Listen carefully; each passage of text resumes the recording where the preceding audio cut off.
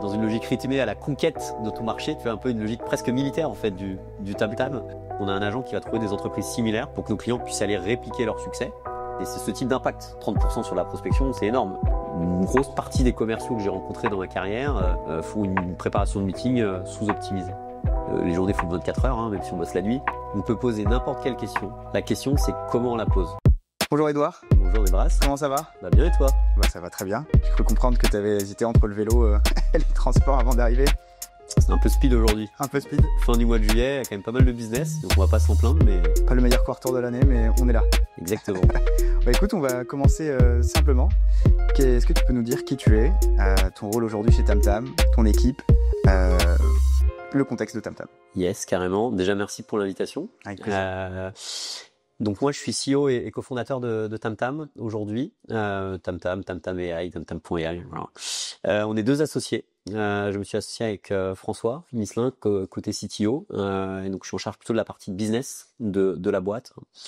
Et ce qu'on fait chez TamTam, c'est très simple. En fait, on construit des agents IA pour les commerciaux au sens large, du BDR à la compte exécutive, la compte manager.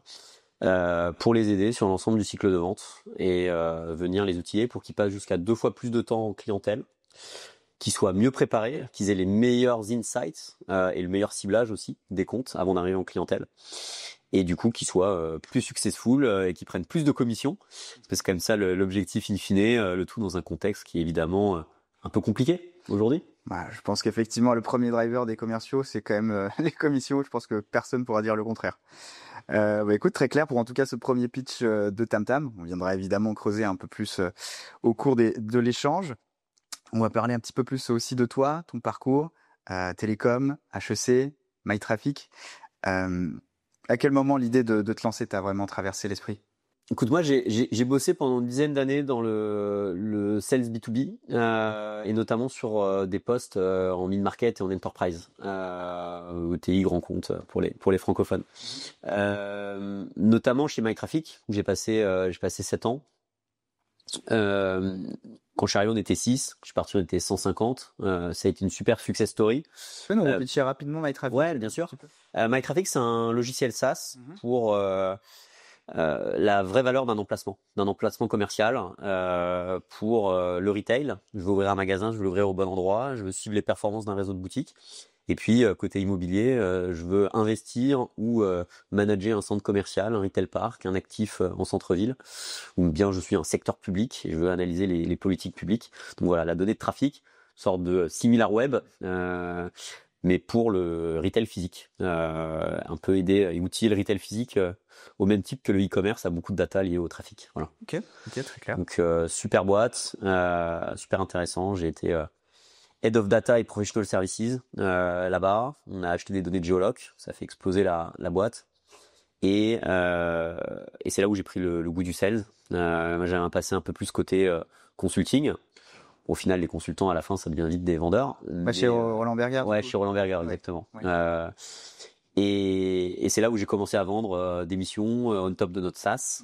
Et quand on a développé le deuxième SaaS avec ces fameuses données de Geoloc, c'est là où je suis passé complètement vendeur de SaaS, en gros. Okay. Sur des paniers entre 20 et 200 k d'ARR. Donc, tu vois, on était 15-20 dans la boîte, on faisait déjà des gros paniers. Donc pour toutes les personnes qui sont dans des petites boîtes qui m'entendent, c'est pas parce qu'on est dans une petite boîte qu'on peut pas faire des beaux paniers. Sur des boîtes comme LVMH, Galeries Lafayette, American Express, Cushman & Wakefield, voilà, pour citer quelques-uns des clients et de mes clients de l'époque. Et après, j'ai lancé l'équipe au UK. Move assez classique d'une boîte successful sur le marché français qui se développe à l'international après la Série A, qui a ouvert du coup des entités dans chacun des pays. Donc moi j'ai pris mon petit baluchon, je suis allé au UK, qui est un marché très difficile, très compétitif. Et tu me demandais un peu le pourquoi du lancement de TamTam. Je pense que c'est évidemment l'expérience qui m'a le plus donné envie de me lancer. Donc arriver dans un marché très compétitif où en fait c'était beaucoup plus dur de prendre du rendez-vous notamment. Et où du coup j'ai dû complètement changer le sales playbook de mon équipe pour aller vers plus de qualité et contrebalancer le manque de volume. On a eu la chance d'avoir un panier moyen 2 fois plus grand au UK versus la France, justement parce que ce playbook était beaucoup plus typé vente de valeur, vente consultative. C'était aussi mon approche d'ailleurs sur mon job en tant que contributeur individuel. et sans être en fait 2 fois meilleur, on n'était pas meilleur que nos petits camarades, voilà. On ciblait plus, on allait plus travailler les comptes, plus travailler la valeur, plus travailler notre TAM, notre Total Addressable Market, qui a donné le nom d'ailleurs de TamTam. Outre l'aspect très musical, guerrier, un peu à l'instar d'un gong, évidemment. Pour taper sur les nerfs des concurrents, peut-être. Ouais, ou pour partir, tu vois, dans une logique rythmée à la conquête de ton marché, tu fais un peu une logique presque militaire en fait du TamTam. Donc voilà, moi j'ai vu l'impact que ça avait d'avoir une approche assez data-driven. T'as dit que j'ai fait télécom, moi double diplôme, école d'ingé, école de commerce. Je pense que j'ai toujours été assez data-driven en tant que head of sales. Et c'est ça aussi qu'on essaie de faire. Et puis un fort momentum aussi à la fois business. En 2024-2025, ça devient de plus en plus compliqué de faire du business. Il y a le climat macroéconomique, l'outbound qui est spammé par des emails, que ça vienne de AI SDR ou d'humains qui automatisent mal. Voilà, l'outbound est de plus en plus compliqué. C'est de plus en plus compliqué de faire ses objectifs quand on est commercial. Il y a un vrai why now business, une recherche de profitabilité des boîtes, la rule of 40, etc. Et puis un why now technologique avec l'IA, et notamment les agents IA, qui permet d'automatiser toute une partie de tâches. Je pense qu'on aura l'occasion d'en revenir, mais qui sont pas les tâches client facing, c'est-à-dire là où on est avec le prospect en call ou avec le prospect en rendez-vous, où là pour moi en tout cas sur de la vente complexe, mid-market enterprise, le commercial humain a encore de beaux jours devant lui, mais comment on arrive à automatiser tout le reste, tout ce qui est la partie cachée de l'iceberg, qui prend quand même 70% du temps, 70-75, seulement 25% en client facing, ouais. Alors que c'est le client facing qui à la fin ramène les commissions et le revenu pour la société. Donc comment on arrive à automatiser toute cette partie-là grâce à des agents IA. Voilà. Ok. Donc finalement, c'est s'installer dans un marché ultra concurrentiel où le volume n'est plus le seul facteur clé de succès, mais justement c'est la qualité de l'approche. Donc tu me disais que par rapport à tes concurrents, vous n'étiez pas forcément meilleur, mais in fine quand même un peu meilleur de par la préparation en amont, c'est ça? Ouais, je pense qu'il y a deux choses dans l'idée d'aller faire plus de qualité versus la quantité. Déjà, il faut faire un minimum de quantité quand même. Moi, mes commerciaux, là, je viens de recruter 2 sales seniors dans le cadre du développement de TamTam. Je vais leur demander à la fois de faire de la qualité, mais aussi de faire un minimum de quantité, un minimum de calls par semaine, un minimum de rendez-vous, un minimum de pipe. Malheureusement, on dit que sales is a numbers game, donc il faut faire de la quantité. Il faut pas que la qualité aille au détriment de la quantité. Et c'est pour ça que d'automatiser toute cette partie-là avec des agents IA pour faire de la qualité a du sens, parce que ça permet de faire de la qualité et de la quantité. La qualité, moi, je la vois à 2 grands niveaux. Je la vois dans le ciblage. Donc là, c'est vraiment les premiers use cases de TamTam liés au TAM. Il y a la priorisation du TAM, il y a faire la meilleure liste de prospection. Voilà, le ciblage, mettre ses efforts au bon endroit quand on est commercial, c'est évidemment hyper important. Moi, j'ai vécu malheureusement des fois où des BDR, quand j'étais chez MyTraffic, ils essayaient de targeter une entreprise et puis après plusieurs semaines, on se rend compte que l'entreprise n'avait pas d'actifs dans le domaine du retail. C'est une entreprise dans l'immobilier, mais qui avait un seul centre commercial et puis sur tout le reste, c'était des bureaux. Donc en fait, c'était négligeable la problématique sur le retail. Du coup, c'était pas intéressant. Et ça, en fait, des exemples comme ça, j'en ai des dizaines. Donc le ciblage, la qualité via le ciblage, et puis après la qualité via une compréhension fine du prospect et de l'entreprise du prospect, vraiment à la fois côté personne et côté corporate. En fait, on vend aux deux, on vend à une personne, mais on vend aussi à une entreprise par rapport à un pain de l'entreprise. Et donc, comment on arrive sur n'importe quel call de prospection, n'importe quel email qu'on envoie, n'importe quel meeting, quand on arrive en meeting bien préparé, ou même n'importe quelle interaction qu'on a dans le cadre d'un deal, comment on arrive à être hyper pertinent et apporter de la valeur à l'interlocuteur en face, avec une vraie approche consultative, une vraie approche aux Anglais. Les Anglais, ils parlent beaucoup de trusted advisor. Okay. Comment on arrive à être un consultant en fait, un consultant reconnu et trusté par la personne en face. Voilà, c'est la qualité pour moi, c'est à ces 2 niveaux, ciblage et la préparation et la compréhension du prospect. Voilà. Ah oui, on parle aussi de pain, mais on parle aussi de personal pain. Je sais pas si tu as entendu ce terme, effectivement, c'est d'adapter non seulement au use case de la boîte, mais aussi à la personne que tu as en face. Je comprends très bien. Je t'ai vu aussi essayer de te prêter au jeu du pitch sur BFM. C'était 30 secondes? C'était court, ouais, 30 secondes. Il n'y a pas de chronomètre aujourd'hui, mais si tu devais me pitcher en une phrase courte, TamTam, qu'est-ce que tu dirais? TamTam, en fait, c'est une équipe d'agents IA sur l'entièreté du cycle de vente, du ciblage à de la prospection qualitative, à l'exécution des deals, la préparation des meetings, le mapping des interlocuteurs, etc., qui vont permettre aux commerciaux de passer 2 fois plus de temps en clientèle et d'être plus sharp, plus précis, plus granulaire dans leur approche. Le tout, surtout, évidemment, sur de la vente complexe, la vente qui n'est pas transactionnelle, donc de la vente mid-market et enterprise. Okay. Très clair. Évidemment, je connaissais TamTam, mais je trouve que cette phrase, effectivement, elle parle bien de ce que vous faites aujourd'hui. Du coup, aujourd'hui, comment TamTam aide concrètement au quotidien? Qu'est-ce qu'il peut automatiser ou gagner avec vos agents? Alors, je vais le faire de façon temporelle, chronologique, sur l'entièreté du cycle de vente. En fait, avant même de prospecter, l'idée, c'est de comprendre son marché et de trouver et de faire la meilleure liste de prospection. Et donc sur ça, cette partie qu'on appelle chez nous planning, ça va être de comprendre les entreprises à targeter. Nous on le fait avec quelque chose d'assez élégant, c'est les lookalike. Donc on a un agent qui va trouver des entreprises similaires pour que nos clients puissent aller répliquer leur succès. Ensuite, on va pouvoir mettre des filtres additionnels. Typiquement, pour vous donner des exemples, nous chez TamTam, on va aller regarder le nombre de sales dans les boîtes qu'on target, on va aller regarder leur panier moyen, la typologie de vente qu'ils vont avoir, on va aller regarder dans les offres d'emploi, est-ce que ça mentionne leur CRM, notamment un HubSpot avec lequel on s'intègre super bien aujourd'hui. Voilà. Donc comme on arrive à affiner autour de Stam pour aller chercher les Tier 1 ICP, donc les clients idéaux, Ideal Customer Profile, et le SOB, le Service Obtainable, ce qu'on veut aller chercher en premier. Et puis une fois qu'on a cette liste d'entreprises hyper sharp, comment on arrive évidemment à avoir les contacts. Et là, on arrive à une liste de prospection. Enfin, les contacts avec aussi les emails et les numéros de téléphone. Nous, on le fait en cascade. On a 18 providers, ce qui permet d'avoir le meilleur coverage. Il y a des providers meilleurs en France, d'autres meilleurs au UK, d'autres meilleurs en Allemagne. Nos clients, souvent, ils travaillent à l'échelle internationale. Et en plus de ça, même en France, le fait d'avoir 18 providers, ça aide même le meilleur provider français. Quand on en a 18, on peut aller jusqu'à x2, x3 par rapport au meilleur provider de données français. Donc une fois qu'on a ça, on a les bonnes listes de prospection. Nous, ce qu'on va aider à faire sur la prospection, c'est soit de la génération d'emails et de messages LinkedIn hyper qualitatifs.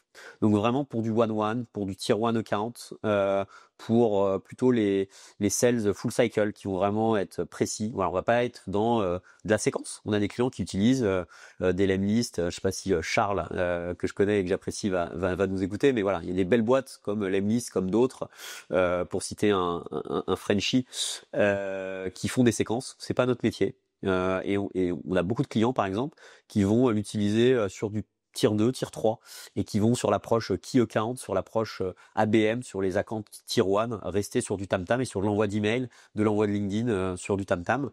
Et à côté, le call. Aujourd'hui, le call, c'est quand même la meilleure façon, en tout cas, c'est mon opinion personnelle, c'est ce que j'observe aussi chez TamTam d'ailleurs, de prendre du meeting en outbound parce que le call, faut sortir de sa zone de confort.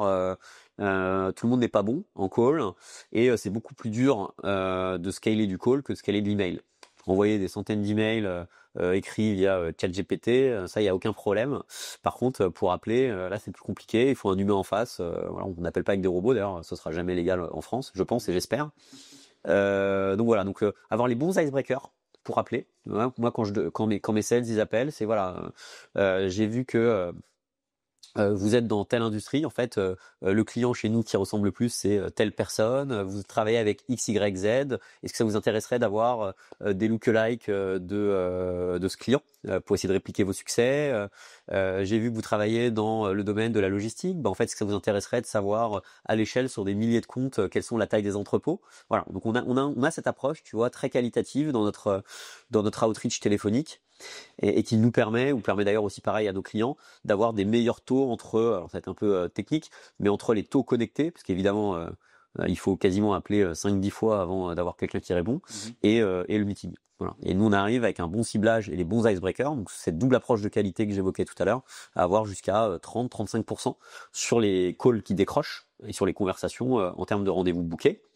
Et puis, quand on arrive après sur le cycle de vente, et d'ailleurs, la plupart des tools, c'est des tools de prospection aujourd'hui. On pourra peut-être y revenir sur les différences de TamTam, mais voilà, nous, on continue d'aider les commerciaux sur la préparation de rendez-vous. Donc là, on va faire des recherches très poussées sur la boîte. Nos agents vont aller regarder les rapports annuels, les interviews des C-level qu'on va retranscrire. On va aller regarder les offres d'emploi, on va regarder plein de choses. On va aussi regarder le vendeur, ce que lui il vend, ses case studies sur son website, il va pouvoir ajouter ses documents et on va faire un POV, un point of view, un point de vue, on appelle ça les pain hypothesis, une hypothèse de pain point à venir creuser en rendez-vous. Donc l'idée c'est pas que on sache et que la vente soit déjà faite, non, c'est comment on arrive à être plus intelligent, plus consultatif et venir creuser du coup plus loin parce qu'on part pas de zéro avec notre prospect. Donc là c'est notre agent de meeting prep. Et puis si on avance encore sur le cycle de vente, l'exécution des deals, donc des agents qui vont créer des organigrammes pour mapper tous les interlocuteurs et permettre de grenouiller dans un compte, la compte mapping, développer la relation sur plusieurs entités au sein d'un grand compte. Qu'est-ce que je peux citer d'autre, notre agent de deal execution qui va pouvoir faire des médics, des executive summary aussi pour aider les commerciaux.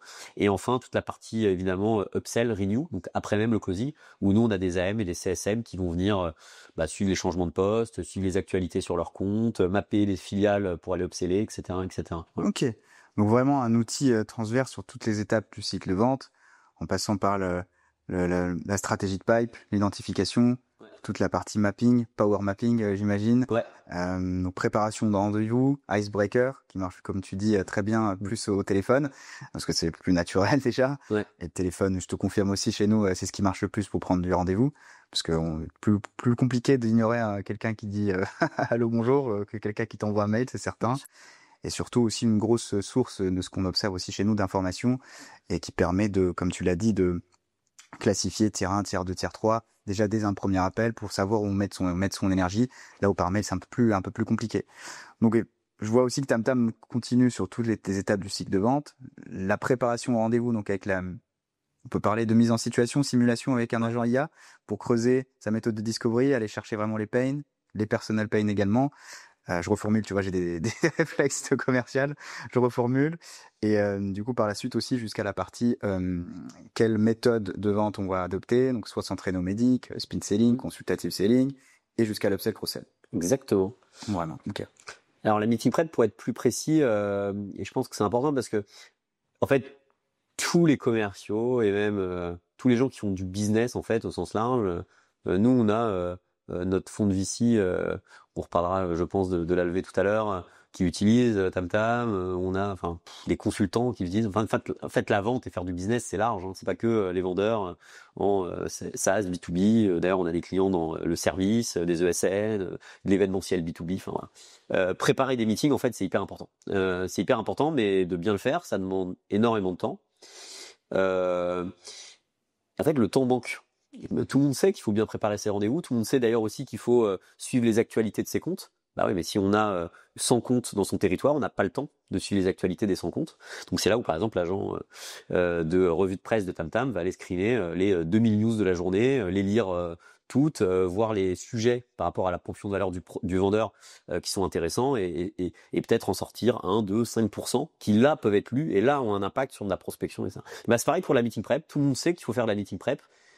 Et une grosse partie des commerciaux que j'ai rencontrés dans ma carrière font une préparation de meeting sous-optimisée. C'est-à-dire que ils vont débarquer, ils vont potentiellement aller regarder un petit peu vite fait sur LinkedIn à qui ils vont parler, mais ils n'ont pas l'entièreté de leur parcours, ils n'ont pas forcément l'entièreté des derniers échanges qu'il y a pu avoir sur les réseaux, ils vont pas avoir accès à ce qu'il y a eu comme interaction avec le compte, avec la boîte dans le passé de la société dans laquelle ils travaillent.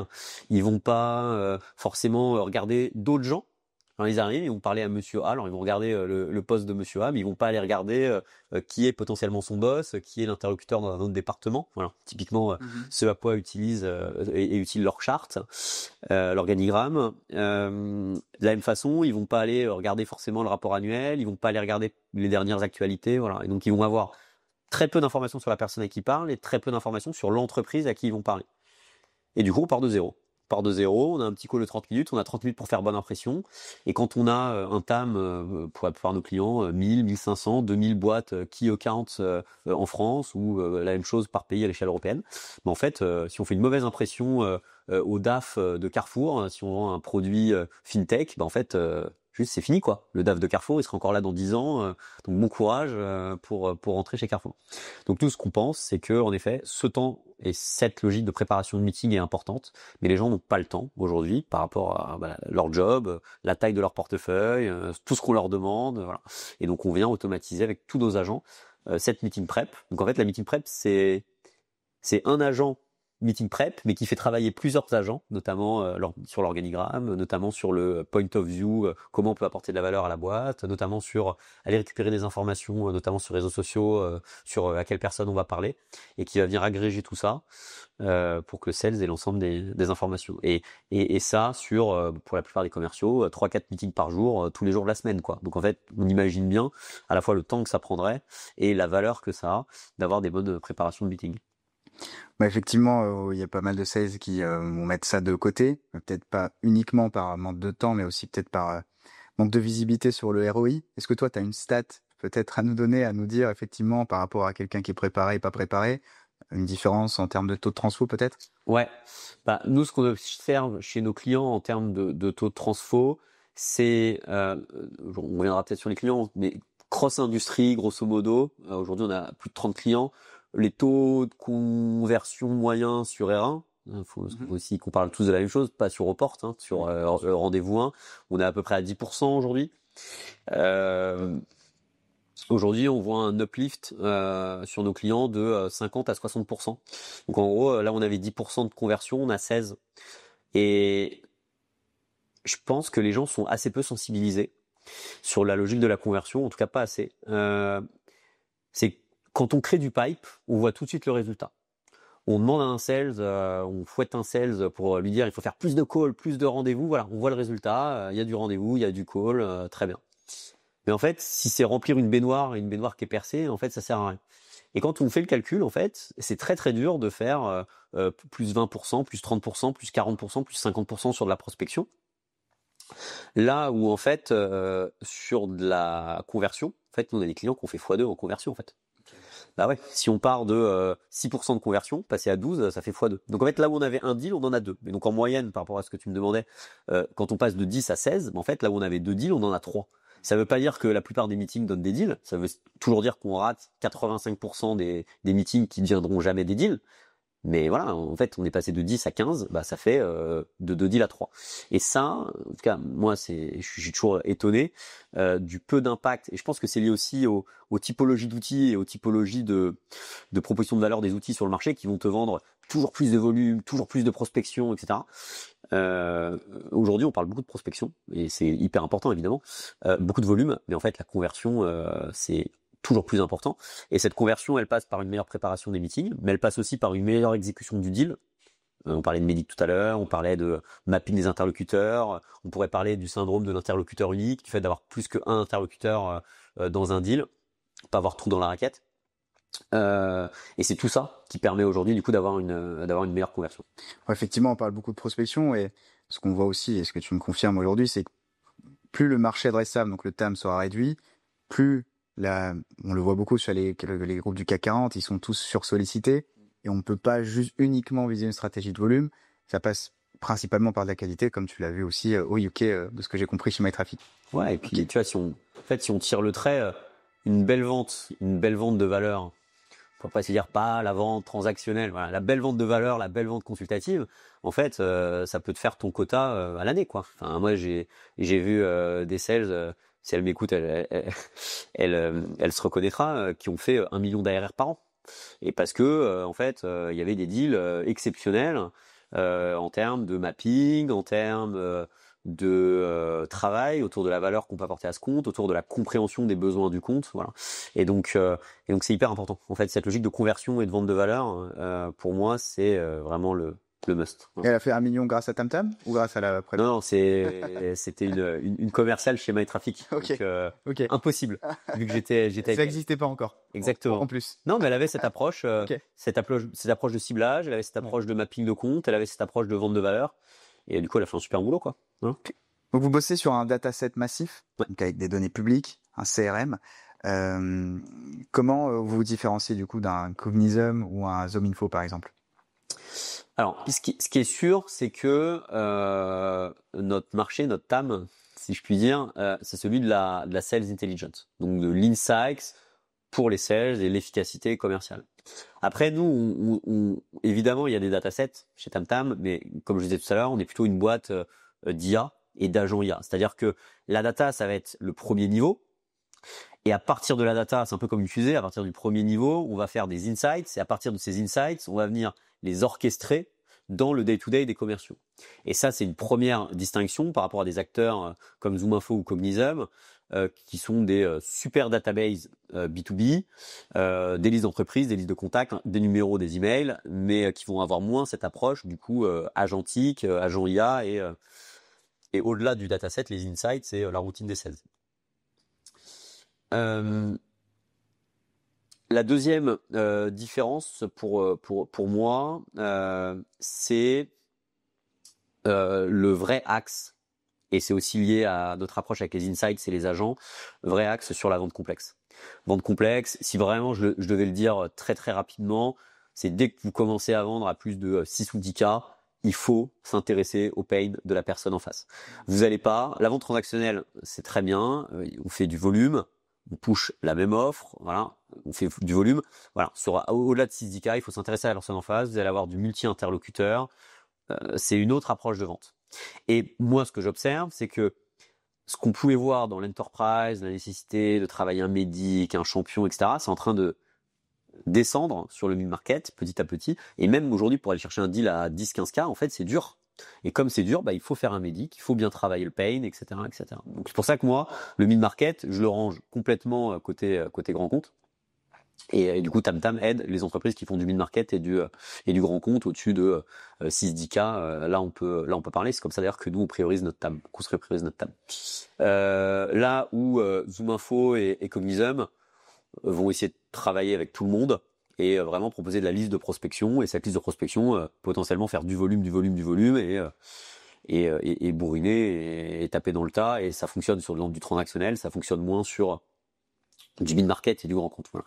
Donc, si je résume, une approche IA versus une approche database, une approche très typée prospection chez ZoomInfo et Cognism versus une approche sur l'ensemble du cycle de vente, comme je le disais chez TamTam, et une approche vraiment très typée mid-market grand compte chez TamTam, ABM aussi, on aurait pu dire account-based marketing, là où c'est vraiment pas de spécialisation ou moins de spécialisation en tout cas côté ZoomInfo et Cognism, qui sont des super boîtes. Hein. Moi, quand je parle aux fonds d'investissement, c'est plutôt des exemples pour montrer la profondeur de marché. Un ZoomInfo, ils font 1,5 milliard de chiffres. Voilà. Ils font des paniers à 30, 50, 70, 100 K, plusieurs millions pour leurs plus gros clients. Voilà, donc c'est aussi évidemment des sources d'inspiration. Ça a été créé il y a 15-20 ans à des moments où il n'y avait pas l'IA. Donc c'est comme ça aussi que l'IA rebat les cartes. Mais en tout cas, tu as très bien identifié, c'est les gros acteurs, on va dire, historiques du secteur qu'on essaye de dépoussiérer avec nos agents IA. Ok, très clair. Est-ce que tu aurais peut-être deux use cases de stats chez tes clients qui montrent un petit peu l'impact aujourd'hui que peut avoir TamTam chez eux? On peut peut-être donner une stat sur la partie prospection et une stat sur la partie conversion. Sur la partie prospection, en fait, là je pensais à une boîte qui s'appelle Spacefield, donc qui travaille dans le domaine de la logistique, en fait, qui nous a dit que sur certains pays sur lesquels ils avaient commencé de zéro avec TamTam, donc que ce soit l'identification des cibles, la priorisation, puis après l'emailing, etc. Ils vont 5 fois plus vite que sur leurs anciens process. Parce que une fois que le système est rodé, on trouve les lookalikes de nos boîtes françaises au Benelux, on va prioriser des milliers de boîtes du Benelux pour trouver les 200 meilleurs, on va savoir exactement quoi leur dire, les bons icebreakers. Donc en fait, tout le process, tout ça c'est streamliné par nos agents, et du coup on peut avoir une vitesse d'internationalisation qui va jusqu'à 5 fois plus rapide. Un autre chiffre, voilà, là j'étais avec un autre client qui avait fait plus 30% sur la partie prospection. Je pense qu'on peut aller chercher encore un peu mieux. Mais voilà, c'est ce type d'impact. 30% sur la prospection, c'est énorme. Là où on avait 5 meetings par semaine, on en a 6,5 quoi. Donc c'est pas négligeable quoi. C'est pas négligeable du tout. Et après sur la conversion, c'est le chiffre de tout à l'heure, passer de 10 à 15%. Tu vois, typiquement, si je pense à une boîte, pour donner des exemples comme Frida, qui est au stade de Founder Led Sales, là c'est de dire en fait, c'est le CEO qui fait les ventes. Le CEO, il a pas non plus, il a plein d'autres casquettes et de s'assurer que la conversion est maximale, c'est évidemment le point clé. Et pour la trajectoire de leur boîte, l'equity story, leur prochaine levée de fonds. Et c'est comment on arrive du coup à ce que le CEO il perde pas son temps, il soit que sur des boîtes ultra ciblées. Donc par exemple eux, ils bossent dans un domaine un peu connexe à celui de MyTraffic parce qu'ils viennent en amont. C'est avant même, non pardon, en aval. MyTraffic permet de choisir le bon emplacement et eux ils permettent de travailler sur les plans avant l'ouverture de la boutique. Et eux voilà, tout ce qui est autour des plans d'expansion, des projets d'ouverture de magasins, des ouvertures réelles de magasins, voilà, tout ça c'est des signaux que nos agents vont chercher pour eux et qui permettent de mieux cibler et qui permettent aussi aux CEO d'arriver mieux préparés au rendez-vous avec la meeting prep et de mieux mapper les comptes et du coup de mieux closer. Et donc typiquement voilà, on devait être sur le même ordre de grandeur que l'ordre de grandeur moyenne, je citais tout à l'heure, passage de 10 à 15% de conversion sur rendez-vous. Hein. Très clair. Donc effectivement, on le sait, mieux on comprend son prospect, plus on a des chances de pouvoir l'aider. Mais j'ai l'impression aussi que la phase amont rencontre, c'est aussi un moyen de montrer à son prospect qu'on le connaît. Donc certes, on a besoin de le comprendre, mais aussi on a besoin de le montrer pour avoir la légitimité de pousser le rendez-vous. Donc c'est 2 points. Exactement. C'est la compréhension du prospect dès la phase de prospection pour qu'ils se sentent écoutés, être pertinents. Voilà. Il y a beaucoup de gens qui parlent, beaucoup d'outils d'ailleurs, type séquencing d'envoi d'email massif qui parlent de personnalisation aujourd'hui. Moi, je préfère parler de pertinence. En fait, de dire Nebras, on a tous les deux fait telle école. Ouais, mais bon, tu vas pas m'acheter mon outil parce qu'on a fait la même école. Ça, c'est de la personnalisation. C'est un exemple de personnalisation. J'ai vu que tu étais à Paris. Est-ce que tu as vu le match C'est sympa hein, pour du small talk, mais c'est de la personnalisation. Mettre le petit booléen avec ton petit prénom dans ton email, voilà, c'est de la personne, voilà, c'est bien, c'est des petits tricks de prospection, c'est utile, voilà, mais c'est ce qu'il fallait faire il y a quelques années. Aujourd'hui, c'est pas suffisant, et aujourd'hui, il faut être pertinent. Et pour être pertinent, il faut faire de la recherche poussée sur les comptes. Il faut comprendre leur pain, il faut écouter les interviews des C-level. Donc là, nos agents, ils vont prendre la vidéo et la retranscrire. Il faut aller lire le rapport annuel, etc. Et ça, sur des centaines et des milliers de comptes, c'est impossible. Enfin, c'est un job à temps plein. Et c'est là où nos agents vont aider à être pertinents en prospection et de la même façon sur de la préparation de rendez-vous. Très clair. J'ai vu que vous aviez levé 3 millions en mai 2025. Ouais. Félicitations. Là, merci, ouais, c'est cool. Ouais, oui, c'est un joli montant. Est-ce que tu peux m'en dire un petit peu plus justement sur comment vous avez fait le choix de vos investisseurs et pourquoi peut-être avoir levé aussi vite au bout d'un an? Est-ce que c'est considéré comme rapide un peu? Ouais, moins d'un an. Écoute, on est hyper content parce que c'est un premier tour de financement et que c'est gros comme premier tour de financement. Donc ça montre la confiance des investisseurs à la fois dans l'équipe, le marché, le produit et la tech qu'on a développé. Donc on est hyper content. Pour moi, la première question déjà, c'est lever ou pas lever. Il n'y a pas de parcours idéal. Il y a des boîtes qui se développent super bien en bootstrap. D'ailleurs, souvent qui le font savoir sur LinkedIn. Le choix de lever, c'est le choix d'être sur un gros marché au bon moment et de vouloir aller décrocher la lune et aller construire un catégorie leader. Voilà. Et moi, quand je vois un Zoom Info qui fait 1,5 milliard de chiffres, quand je vois qu'en fait, sur notre domaine aujourd'hui de spécialistes IA agentique sur de la vente complexe, il y a personne. Et aux US, il y a des boîtes qui se sont montées en même temps que nous. J'ai eu accès à leurs produits. On n'a pas à rougir, loin de là. Et d'ailleurs, on les voit jamais. Voilà. Aujourd'hui,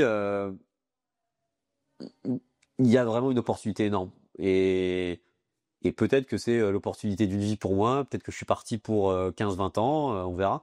En tout cas, quand on fait le choix de lever des fonds, c'est ce choix-là qu'il faut faire. C'est de se dire, voilà, on est sur quelque chose qui est suffisamment grand, sur lequel on peut aller chercher une boîte qui va valoir demain 100, 200 millions, 1 milliard, 10 milliards peut-être. Un Zoom Info, ça vaut cet ordre de grandeur-là. Et c'est le choix qu'on a fait. Nous, on pense qu'il y a un super momentum, à la fois technique et business, comme je disais tout à l'heure, qu'on a une super équipe, qu'on a une super techno, et donc on a envie d'aller à fond sur cette vague de l'IA, si on prend une métaphore de surf, et voilà. Donc c'est pour ça qu'on a décidé de lever. Après, la question de lever, la question c'est avec qui. Et nous, on a levé avec un super fonds. On est hyper contents. C'est un nouveau fonds qui s'appelle Varsity. Ça se fait souvent. C'est des anciens investisseurs qui recréent un nouveau fonds. Et eux, leur premier fonds, j'espère pas dire de bêtises parce que ça se fait toujours par tranche, mais de plus de 150 millions. Donc c'est quand même un fonds, un gros fonds. C'est un ancien de Serena, Kamel, et Didier Vallet qui était l'ancien CFO de la Société Générale. Et lui qui a 15 ans d'investissement en fintech. Il a fait toutes les plus belles fintech, les Alma, etc. Il a investi dedans. Donc ils sont réunis avec également Flo, s'il m'écoute, côté opérationnel, donc plutôt sur l'interne du fonds, pour monter Varsity. Et franchement, c'était un super fonds. Il y avait un super fit. Ils ont tout de suite compris ce qu'on faisait, l'ambition. Ils ont tout de suite été hyper helpful. Jennifer, qui allait les rejoindre et qu'on a rencontré du coup même en amont de son arrivée, c'est une ancienne de chez Salesforce qui travaillait sur la business value. Donc comment on apporte de la valeur à nos prospects et nos clients chez Salesforce. Donc totalement notre sujet. Là encore, elle est hyper helpful semaine après semaine. Donc voilà, c'est aussi le choix d'un partenaire. Le fonds du seed, en fait, on va le garder pendant 10 ans, a priori. Donc on est hyper content de ce partenaire-là. Et puis en plus de ça, évidemment, il y a d'autres gens dans le tour. Donc Varsity et Kamel notamment lead le tour. Et puis après, on a une enveloppe. Et cette enveloppe, on a fait le choix d'avoir. On a eu la chance, on a eu beaucoup de demandes. Donc on a pu prendre qu'un seul fonds follow, comme on les appelle. Donc on a choisi Kima, avec Jean de la Roche-Brochard et Alexis Robert, qui sont deux super mecs. Et parce que, enfin voilà, eux, ils ont un track record, notamment sur des boîtes qui sont allées aux US, qui ont cartonné aux US. Jean, il est super cash, voilà, super bon fit avec Kima. Ils ont un portfolio énorme de boîtes à qui on peut vendre aussi, voilà, de façon un peu intéressée. Et puis également une vingtaine de business angels. Donc on a dû malheureusement dire non à certains, on a dû réduire les tickets de certains, je m'en excuse encore. Mais voilà, on a des entrepreneurs comme Romain Nicoli qui a fait Criteo et Pigment, des revenus leaders, donc des CRO, des VP Sales, des Head of Market, de boîtes comme Didomi, Content Square, MongoDB, Datadome. Alors Datadome c'est aussi un entrepreneur, mais c'est le CRO de Datadome, donc voilà, Benjamin que j'embrasse. Donc voilà, une vingtaine de business angels qui peuvent nous aider à construire le meilleur produit, peut-être à ouvrir quelques portes également, voilà. Ok, donc pas mal d'acteurs qui viennent rejoindre l'aventure TamTam. Et quels vont être du coup les objectifs sur les prochains mois de TamTam au vu de cette levée? On a beaucoup bossé récemment sur le produit. Tu vois, tout ce que je te dis là sur la vingtaine d'agents, en fait, il y a 3 mois, il n'y avait pas 20 agents.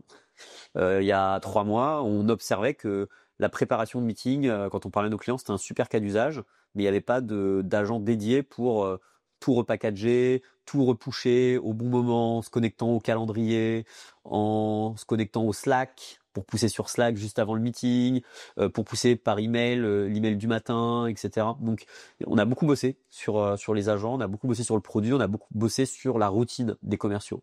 L'objectif, c'est de leur faire gagner un maximum de temps, faire passer le temps qu'ils passent en clientèle de 25 à 50% de leur temps, donc faire gagner un quart de leur temps pour qu'ils closent plus de deals. Donc, on a beaucoup travaillé sur leur routine et leur day-to-day récemment. On a encore évidemment beaucoup de choses à faire, mais là, c'est bon, c'est le moment où on va pouvoir aussi partir à la conquête de notre marché. Alors, on est déjà parti à la conquête parce qu'on a déjà 30 clients. Nos clients aujourd'hui ils ont toute taille. Ça va de la petite boîte, je parlais de Frida tout à l'heure, de 5 personnes où il y a un seul sales, c'est le CEO, à des boîtes comme Akeneo ou Mixpanel par exemple, qui vont avoir 40, 50, 60 sales, et entre les deux, des boîtes comme les Big Boss, Spacefield, qui sont entre, allez, on va dire 50 et 150 personnes, qui ont une dizaine de commerciaux, voilà. On va dire que là, c'est vraiment le cœur de cible, hein. Les gens, nous, en termes d'outbound sur lequel on va, c'est ces gens-là, évidemment. Mais voilà, on aide vraiment des boîtes de toute taille. Le principal pour nous, c'est pas tant ta taille, que la typologie de vente que tu fais. On est des experts fonctionnels, peu importe ta taille et peu importe ton industrie. Je parlais de Spacefield dans la logistique, Frida dans le retail, Akeneo dans le e-commerce, Spacefield dans la logistique, les Big Boss dans l'événementiel, donc même dans le service. Enfin, voilà. Nous, on travaille dans toutes les industries, nos agents ils s'adaptent, ils apprennent ce que tu vends, les questions de recherche s'adaptent également, donc voilà, on peut travailler dans toutes les industries. Et donc là, les enjeux, évidemment, il y a un gros enjeu produit, et puis un enjeu de montrer que au-delà du founder-led sales, c'est moi qui ai fait évidemment les premières ventes, comment on arrive à commencer à monter une petite équipe commerciale et à exploser avant d'aller chercher potentiellement une future levée de fonds vers le milieu de l'année prochaine, voilà. Très bien. D'ailleurs, j'ai la question vient un peu tard, mais comment sont composés les effectifs de TamTam aujourd'hui? Ouais, aujourd'hui, on est une douzaine. Et si je résume, on va avoir un gros tiers côté tech et produit, parce qu'on va avoir plutôt 5-6 personnes. C'est évidemment hyper important. C'est les premières personnes qu'on a recrutées d'ailleurs au moment de la levée de fonds. On va avoir un tiers également du coup côté business. Je me compte dedans du coup. Avec l'arrivée récente de sales seniors. Et on va avoir un tiers divers, notamment pour accompagner les clients. Et côté marketing, on a onboardé notre head of marketing récemment, sur lequel il y a d'ailleurs plein de choses à faire avec Dreamcatcher Sales dans le futur. Ou encore finance, voilà, des sujets divers. Donc un tiers tech, un tiers business et un tiers divers. Voilà. Très clair. Mais du coup, de ce que j'entends, c'est la priorité, ça va être le produit, donc le développement. Nous, on le voit aussi de plus en plus, les barrières à l'entrée aujourd'hui pour créer un produit SaaS sont de moins en moins importantes. Par contre, évidemment, toutes les technologies ne se valent pas. Ouais. Mais ce qu'on voit aussi surtout, c'est que les startups, qui réussissent à scaler aussi, c'est celles qui arrivent à articuler la partie sales et la partie produit. Ouais. Donc, on se développe évidemment autour de son produit, mais le besoin et la demande, le pain vient aussi du client. Ouais. Donc, c'est cette capacité à articuler les deux, croître en même temps la partie produit, tu me dis si je me trompe évidemment, la partie sales, pour moi c'est très important et j'aimerais bien savoir comment toi tu vois les choses. Ouais. Alors déjà, tu évoques la question du moat et de la barrière à l'entrée. Oui et non. En fait, ça n'a jamais été aussi facile de faire un POC. Lovable, etc., Cursor, voilà. Faire un POC, ça n'a jamais été aussi simple. Maintenant, pour faire quelque chose de sérieux, qualitatif et le maintenir dans le temps, ça c'est très compliqué. Et en fait, nous on voit beaucoup de nos clients qui, il y a un an, disaient l'IA c'est pourri, se sont mis à utiliser ChatGPT, disent mais en fait ChatGPT ça hallucine, la donnée elle est potentiellement un peu datée, comment je scale ChatGPT pour m'assurer que tous mes sales l'utilisent tout le temps de la bonne façon, etc. Mais en fait c'est pas si utile et du coup à la fin je finis par utiliser TamTam qui est spécialisé sur ces sujets-là. ChatGPT a pas accès à toutes les données auxquelles TamTam a accès, etc., etc. Et donc du coup ça peut paraître comme une barrière à l'entrée qui diminue, mais en fait, oui et non. En tout cas, si on fait un POC, c'est plus simple, mais pour faire un vrai produit, un vrai beau produit, un vrai produit utilisé, c'est pas le cas. Et nous, ce qu'on dit toujours, c'est donner les bonnes datas, bien organisées, bien travaillées aux agents. Première étape. Avoir des agents vraiment spécialisés. Un agent spécialisé pour faire un point of view, une peine hypothesis pour un prospect, c'est compliqué. Enfin, nous, on a itéré, on a donné à manger ce que c'était qu'un bon point de vue, un mauvais point de vue de plein de boîtes différentes sur plein de typologies d'entreprises vendeurs, d'entreprises acheteuses. Moi, j'ai regardé, en regardant avec mon expérience de chez MyTraffic. Au début, les point of view, j'étais pas satisfait. Je trouvais que moi, j'aurais fait un meilleur point of view moi-même. Et à la fin, ce qui est incroyable, c'est que je suis obligé de me dire, ok, là, je pense que j'aurais pas fait un aussi bon point of view, malgré le fait que j'ai bossé dans la boîte pendant 7 ans. Pourquoi ? Parce que quand on bosse dans une boîte pendant 7 ans, on a des biais, et on veut toujours répliquer les mêmes cas d'usage encore et encore qui ont fonctionné, et surtout, on n'a pas la connaissance complète du compte. En fait, on n'a pas lu le rapport annuel dans son entièreté, on n'a pas l'interview du C-level de A à Z, voilà. Donc en fait, oui, l'IA, sur certains aspects aujourd'hui, et le point de vue notamment, peut faire mieux qu'un sales, même qu'un sales expérimenté et qui était en succès, en tout cas pour ma part. Donc ça, c'est assez fou, quoi. Et ça te montre bien, en fait, le côté très itératif pour faire des agents spécialisés sur de la vente complexe et spécialisés sur une tâche de la vente complexe et qui vont du coup interagir entre eux. Donc des agents très spécialistes. Moi, ce que j'aime bien dire aussi, c'est Oui, tu peux demander à ChatGPT de faire un plan de compte, mais est-ce que tu irais demander à ta grand-mère de faire un plan de compte? Bah voilà, c'est un peu pareil. ChatGPT, c'est un généraliste, il est expert en rien, il peut donner son avis sur tout, il trouvera toujours un truc à dire. Par contre, est-ce que ce sera pertinent ou le plus pertinent? C'est pas le cas. Et après, le troisième point, c'est ce que je disais, c'est l'orchestration dans la routine, dans le day-to-day, connecté aux bons outils, connecté au bon workflow, avec la data qui va bien dans le CRM, etc., etc. Et c'est ça en fait, c'est là où tu as les modes. Les modes, c'est l'usage. Les modes, c'est d'être intégré dans les outils de tes clients. Les modes, c'est que le système apprend. Parce que évidemment, nos agents, ils apprennent aussi. On a plein de notions de feedback. Donc l'utilisateur peut faire des feedbacks positifs, négatifs, heureusement beaucoup plus positifs que négatifs. Mais ça permet à apprendre aussi à nos agents IA. Et c'est tout ça en fait, les modes, pour le coup. Et tiens, peut-être dernier point. Au bout d'un moment, quand tu es une boîte sérieuse aussi, il faut investir. Et nous, notre boulot, c'est de dire à nos clients, voilà le ROI. Tu payes des sales mid-market enterprise, peut-être chargés 100, 150, 200, 300, 400 cas par an. Ils passent 40% de leur temps à faire des choses qui sont automatisables par des IA. Est-ce que ça a vraiment du sens? Est-ce que la qualité, est-ce que sur tes profils les plus jeunes, est-ce qu'ils le font bien? Est-ce que ça peut pas accélérer le ramp-up de ces nouvelles recrues, si on parle un peu de recrutement? Et puis même de l'autre côté, un point de conversion, c'est beaucoup d'argent à la fin. 30 points sur la partie prospection, c'est beaucoup d'argent à la fin. Donc oui, tu peux bricoler, oui, tu peux faire un peu de ChatGPT, mais est-ce que ça a du sens? Est-ce qu'aujourd'hui tu utilises Salesforce ou HubSpot, ou est-ce que tu utilises Excel? Parce que tu peux faire un CRM dans Excel ou dans Notion, hein, ça fonctionne très bien, mais c'est pas sérieux quoi. Et tu vas finir par être limité. Voilà. Donc c'est aussi tout ça qu'on essaye d'expliquer. Avec tu vois des exemples, des comparaisons à nos prospects, à nos clients. Donc on t'a parlé d'IA, on entend souvent parler, donc notamment dans la transformation du métier de sales. Qu'est-ce que t'en penses toi? Est-ce que ça va disparaître? Est-ce qu'on va disparaître? Est-ce que ça va nous aider? Quel est ton point de vue? Je pense pas que le métier de sales va disparaître, pas du tout. En fait, c'est un métier humain, c'est un métier où le relationnel est important, c'est un métier où la confiance est très importante. Je me rappelle le fondateur de MyTraffic qui disait on t'achète pour ta boîte, on t'achète pour ton produit, mais on t'achète aussi pour toi. Voilà. Donc tout ça, en fait, une IA, non. Voilà. Et surtout sur de la vente complexe. Oui, pour acheter Calendly, est-ce que j'ai vraiment besoin d'appeler un sales? D'ailleurs, j'ai acheté Calendly, j'ai pas besoin d'un sales. Mais sur de la vente complexe, là pour le coup, j'ai besoin de voir un sales, j'ai besoin d'échanger sur mes cas d'usage, mes pain points.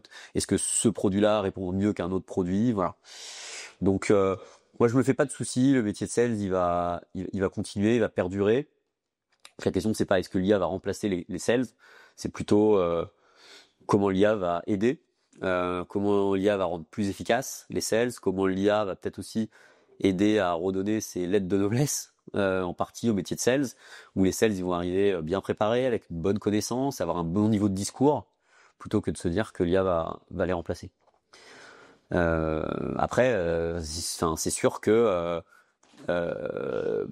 peut-être qu'il y aura il y a une question sur la typologie de profil. Est-ce qu'on va aller vers plus de sales full cycle, un peu plus senior et un peu moins de BDR, parce que voilà, on va pouvoir libérer plus de temps aux sales seniors pour qu'ils puissent faire de la prospection très qualitative avec des outils comme TamTam. Ça, c'est une vraie question.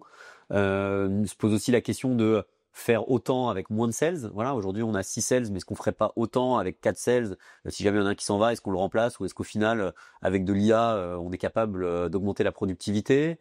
Voilà, il y a des questions même presque de société. Je pense que c'est pas l'objectif du podcast, mais voilà, l'idée c'est comment l'IA rend plus efficace et pas comment l'IA remplace. Et malheureusement, l'IA, on est obligé de faire avec. Et si on ne prend pas la vague de l'IA, en étant contre l'IA philosophiquement, en fait, on risque de se faire dépasser par des concurrents qui sont plus efficaces dans leurs process commerciaux. Donc, malheureusement, on est un peu aussi obligé de faire avec, quoi. Effectivement, comme toutes les industries, on n'a pas envie de rater le wagon. Exactement. Je vois très bien. Et tu as parlé de 2 points, notamment sur la partie humaine, donc la confiance qu'on peut avoir par rapport à notre interlocuteur. C'est in fine lui qui nous fait acheter ou pas. Ouais. Mais tu as parlé aussi de la deuxième partie qui fait que on a besoin d'avoir des informations avant de prendre une décision d'achat ou pas, de comparer avec d'autres offres, etc. Peut-être qu'effectivement aujourd'hui l'IA existante, la technologie d'IA ne permet pas d'avoir ces réponses-là. Peut-être que dans quelques années ça pourra le faire aussi. Peut-être. J'ai vu des CEO aux US qui se doublent, qui se font des avatars IA pour leur website. C'est-à-dire qu'il n'y a plus le chatbot Crisp sur leur website, mais un Edouard IA qui répond aux questions. Je sais, je suis assez curieux de tester à l'occasion. C'est pas la priorité, mais c'est assez marrant. Bah moi j'ai déjà été prospecté par de l'IA notamment je pense pour des comparatifs de d'énergie de mon compteur énergétique Ouais. et c'est vrai que le côté humain est très important de confiance parce que même dans cet appel là la fausse voix du coup feignait de pas bien m'entendre au départ du call. Elle faisait allô, pardon et ensuite elle a enchaîné. Donc c'est un peu frustrant je pense pour un interlocuteur qui décroche de se dire on est en train de mentir un petit peu mais en même temps on sent que c'est vraiment ça qui compte, c'est de savoir que l'interlocuteur a l'impression de vraiment parler à une vraie personne. Ouais. Et donc à un humain finalement. Donc même aujourd'hui l'IA essaie de feindre un réel humain quoi. Elle essaie surtout de gagner du temps parce qu'elle est pas prête, quoi. Non, Peut-être. en termes d'appel, déjà ça va être interdit sur l'outbound, c'est évident. Enfin, sinon tout le monde va se faire spammer à longueur de journée. Mais sur de l'inbound, voilà, une personne qui donne un opt-in, je suis d'accord pour être contacté. En fait, aujourd'hui, l'IA, elle est limitée, quoi. Enfin, on arrive à reconnaître que c'est de l'IA.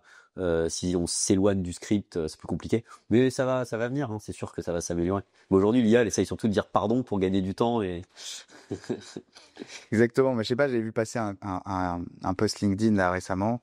Bon, je mets pas ma main dessus, les sources LinkedIn, faut faire attention un petit peu, mais qui parlait notamment de bientôt d'une nouvelle fonctionnalité qui permettrait de filtrer les calls de prospection. ouais. C'est-à-dire en tant que commercial aujourd'hui, si on contacte quelqu'un, on doit faire une sorte de petit pitch de présentation avant Ouais.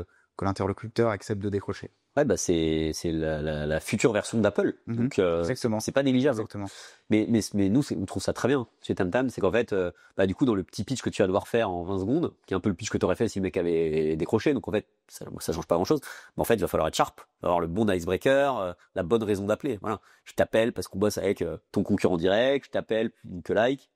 Je t'appelle parce que j'ai fait ma petite question avec notre agent de recherche que X, Y, Z, t'attends d'espace de stockage, voilà, nous on est là de les gérer, etc., etc. Voilà. Donc, ça va forcer à éviter les discours bateaux, comme malheureusement certains commerciaux peuvent encore le faire. Bien sûr, bah d'ailleurs, ça me fait penser parce que on fait beaucoup de prospection nous aussi, nos clients aussi, tu l'as dit, la prospection outbound est de plus que jamais dans le cœur des sujets. Est-ce que toi, t'es plus team faire un gros pitch au début, par peur des fois de perdre son interlocuteur, ou plutôt des pitchs courts et poser des questions directement? Pour moi, un bon call de prospection, faut déjà valider d'avoir la bonne personne. Parce que je parle bien à Nebras de Dreamcatcher Sales, voilà. Et après, tout de suite apporter de la valeur, tout de suite expliquer la raison de son appel. Et voilà. En fait, je t'appelle spécifiquement parce que X, Y, Z, j'ai fait ma recherche, etc., etc. Et le lier évidemment à sa proposition de valeur. Mais en fait, personne n'a envie de m'entendre parler en call à un moment impromptu de Tam Tam ou peu importe la boîte pendant 30 secondes, quoi. Donc le pitch global de la solution, pour moi, il vient vraiment dans un second temps. La première chose, c'est qu'est-ce que j'ai compris de toi et je le relie à ma proposition de valeur. Et après, essayer de poser des questions, des accroches. Voilà, ça peut être. Nous, on a essayé plein de choses. D'ailleurs, on se rechallenge toujours. Par exemple, des questions sur le coverage que l'interlocuteur a en termes de pipeline, sur un intérêt potentiel à trouver 137 lookalike de LVMH, si jamais j'ai cité qu'il avait comme client LVMH avant, sur comment aujourd'hui il arrive à bien mapper ses comptes et booster son net retention rate et maximiser son upsell. Voilà, et poser une question et là s'intéresser à lui et générer une conversation. Donc pour moi, il y a valider la personne, euh,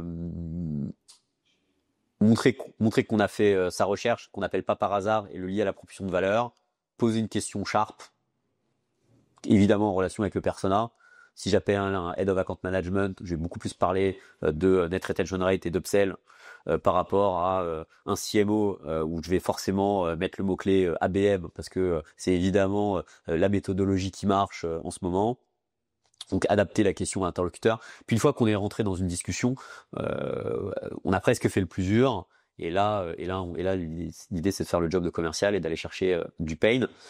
Et ce que je dis souvent, c'est faut aller chercher le pain assez loin pour que la personne soit prête à prendre un meeting, mais pas trop, parce qu'en fait, au bout d'un moment, la personne en a marre et que t'es quoi. Donc c'est un peu un jeu d'équilibriste. Cette partie du job, qu'on soit BDR ou account exécutif full cycle, mais c'est ça qui fait le challenge, on va dire. Je te confirme, c'est BDR et AE, parce qu'aujourd'hui les AE font de plus en plus de prospection. On peut plus compter, enfin on compte de moins en moins sur les BDR pour faire de la prospection, parce que les prospects sont sursollicités. Ouais. Et les BDR généralement c'est des profils aussi juniors. Donc en termes de qualité, on en parle beaucoup aujourd'hui dans l'approche. Un AE senior est un peu plus à même à faire de la qualité qu'un BDR au début qui se forme. Bien sûr. Donc et surtout, on fait monter en compétence aussi les BDR en montrant l'exemple chez les AE de plus en plus. Quelqu'un veut créer une startup dans le SaaS, veut créer sa propre sales machine. Qu'est-ce que tu lui conseillerais? Déjà d'essayer de mettre des bonnes bases. Que ce soit en termes d'outils, de process, etc. C'est toujours plus facile de partir de quelque chose de clean et d'itérer que de complètement retourner la table. Voilà. Typiquement, l'erreur à ne pas faire, c'est prendre un petit CRM pour démarrer et se dire je changerai plus tard. Nous, on est parti avec HubSpot. Typiquement, bon, HubSpot, Salesforce aujourd'hui, c'est 90% de nos clients, les deux, avec beaucoup plus HubSpot d'ailleurs que Salesforce, et j'ai l'impression qu'ils sont dans une bonne dynamique en plus. HubSpot, j'ai rencontré plusieurs boîtes qui faisaient 20-30 millions d'ARR et qui tournaient toujours sur HubSpot.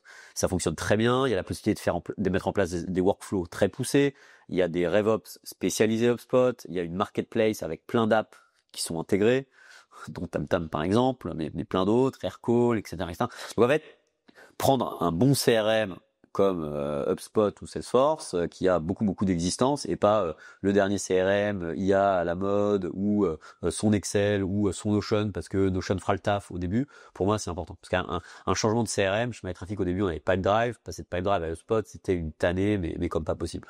Alors après, si on veut vers une boîte qui a pas forcément l'ambition d'aller très très vite, ou même potentiellement lever des fonds, etc., peut-être que c'est un peu différent. Mais en tout cas, nous, voilà, on avait une forte ambition dès le début, donc on a essayé de mettre des bonnes bases avec des bons outils. Donc moi, c'est ça que je conseillerais déjà aux founders. Les bons outils dès le départ. Le bon ciblage. En fait, mine de rien, si en tant que founder, on parle aux mauvais clients au début, en fait, on va potentiellement déjà perdre confiance, aussi avoir les mauvais retours du marché et développer les mauvaises features. Ça, c'est très grave. Enfin, il y a limite pas plus grave. Et puis, la trajectoire de la boîte, c'est pas la même. Si on cible mal, bah, on fera pas les mêmes ventes au début, et en fait, on arrive, nous, au bout de 6 mois, on avait déjà 10 clients, quoi, voilà. Donc, et ça, en fait, bah oui, ça participe à la trajectoire de la boîte, ça participe à la confiance que peut avoir le fonds, etc., etc. Donc, les bons outils, le bon ciblage dès le début. Écoutez, encore plus quand on démarre sa boîte, les prospects, les clients, être curieux. Et le temps. Je parlais de Frida tout à l'heure. En fait, le temps, c'est la ressource la plus rare quand on est founder. Alors, on peut beaucoup bosser, on peut bosser le week-end, mais au bout d'un moment, même les journées font 24 heures, hein, même si on bosse la nuit. Donc voilà, le temps. Voilà, essayer de bien optimiser. Calendly, par exemple, je parlais de Calendly tout à l'heure. Enfin, moi, je le balance 15 fois par jour, en interne, en externe. Non, peut-être pas en interne quand même. Je leur dis d'aller regarder directement. Mais voilà, Calendly, moi, c'est mon outil favori sur la prise de rendez-vous et organiser un rendez-vous. Voilà, j'organise plus un rendez-vous, je m'embête quasiment plus jamais à mettre mes slots, à regarder mon agenda, quoi. Et pareil sur TamTam, sur d'autres use cases, pareil sur HubSpot qui optimise aussi des choses avec des workflows, etc., etc. Je trouve ça mes conseils. Et après, une fois qu'on a trouvé le bon PMF, dérouler, répliquer les succès, trouver des entreprises similaires et répliquer les succès. Donc finalement, un petit peu aussi toute la trame que suit TamTam dans la préparation amont en rendez-vous quand même. Ouais. Ben nous, on utilise beaucoup TamTam dans notre day-to-day. Ouais. Que ce soit pour préparer pour tous les cas d'usage que j'ai cités tout à l'heure, nous on utilise TamTam. Ça permet aussi d'incuber les features chez nous en avant-première. Je parlais du Médic. Voilà, pendant plusieurs semaines, on a itéré autour de créer les bons Médics. C'est quoi un bon Médic, quel feedback on peut faire à un sales sur son Médic, etc., etc. En interne chez nous dans TamTam avec notre propre techno avant de le release à l'entièreté des clients. On a commencé l'échange sur le fait que nos agendas sont serrés, qu'on était speed. On va finir sur des questions speed aussi. Ouais, Donc façon Fast and Curious. Si ça te va, évidemment. bien sûr. L'outil sales que tu ne pourrais pas lâcher. HubSpot. Ok. Alors, j'allais pas répondre tam tam quand même. Non, mais HubSpot pour toute la partie data, pour être un CEO ou un head of sales data driven, et puis pour toute la partie workflow aussi, et automatiser les workflows internes dans HubSpot. Pas de partenariat avec Spot, pas de sponsor. Non, mais pourquoi pas à l'avenir. Ok. Non, j'ai pas d'action chez HubSpot, si c'est la question. Un bouquin qui a changé ta façon de voir la vie, peut-être voir le business. Et moi, j'ai un bouquin qui m'a vraiment beaucoup marqué, c'est Thinking Fast and Slow, Système 1, Système 2 en français, le titre français, qui se lit bien en anglais hein, d'ailleurs, de Daniel Kahneman, qui est qui est un chercheur notamment en psychologie comportementale, et qui parle du coup de tous les biais cognitifs qu'on peut avoir et c'est passionnant et certains des biais cognitifs en fait se retrouvent dans la vente très concrètement et on peut évidemment jouer là-dessus intelligemment voilà donc ce bouquin moi je l'ai trouvé passionnant il a réécrit d'ailleurs un autre bouquin un peu plus récemment un peu moins connu avec Olivier Sibony qui est professeur de stratégie à HEC qui s'appelle Noise toujours sur ces sujets de prise de décision biais cognitifs etc donc voilà c'est les deux livres que je conseillerais.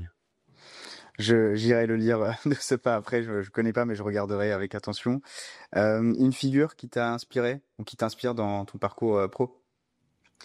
Moi, j'essaye toujours de m'inspirer de gens qui ont déjà fait, et si possible, qui ont déjà fait il y a pas si longtemps. Parce que bon, s'inspirer de Bill Gates, ça limite, voilà.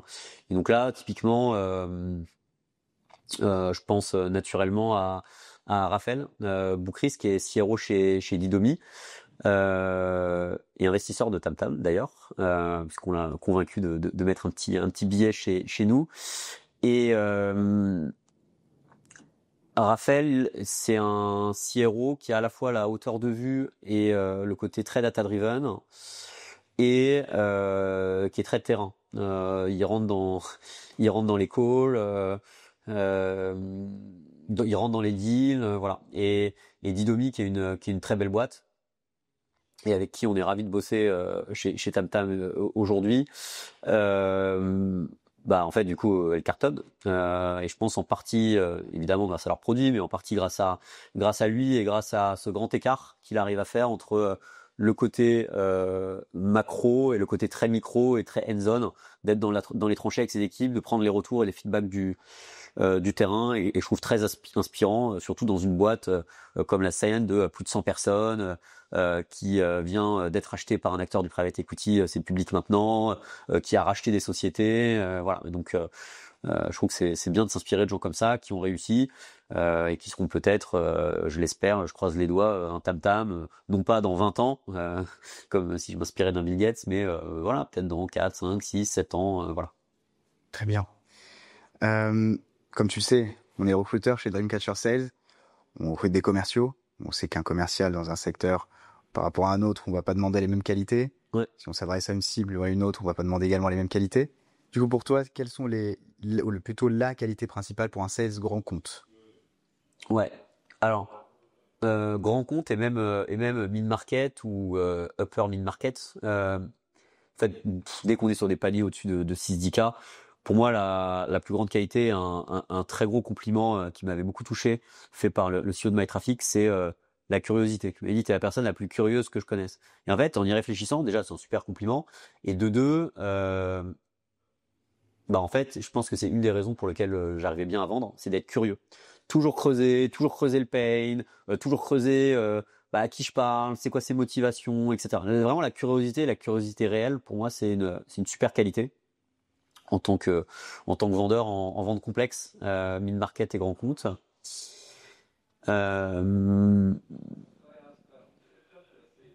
Voilà. Sinon, évidemment, il y en a bien sûr plein d'autres. Il y a la résilience, le côté data-driven, le bon ratio entre qualité et quantité dont on a parlé tout à l'heure.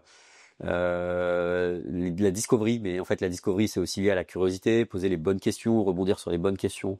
Voilà, c'est tout ça que je recherche chez un commercial, par exemple chez TamTam, parce que nous, la plupart de nous on vend entre 5 et 50K d'ARR par an, suivant la taille de la boîte, parce que comme je disais c'est très très large, hein.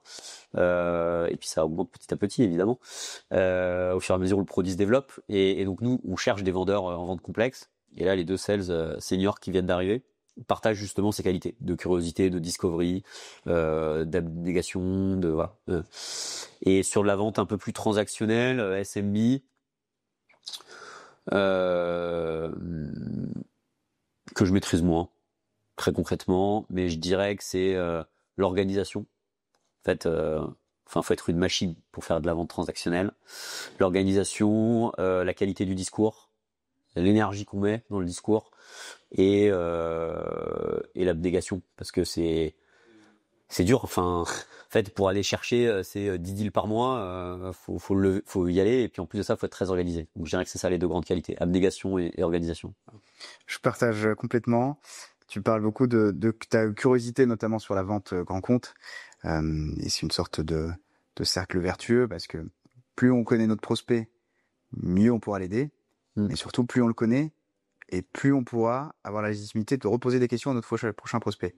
Je sais pas si c'est clair ce que je viens de dire. Ouais, carrément. En fait, on a peur d'être trop curieux des fois, parce qu'on a peur de tomber dans l'interrogatoire. Mais en fait, si on a notre légitimité qui est là, on peut se permettre de poser plus en plus de questions. Ouais. Notre prospect est plus à l'aise de nous donner des réponses. Mais si on n'a pas commencé par être curieux au début, on peut pas avoir cette légitimité. Donc finalement, c'est un cercle vertueux, la curiosité. Complètement. Et moi, ce que je dis toujours, c'est à mes sales, c'est on peut poser n'importe quelle question. La question, c'est comment on la pose.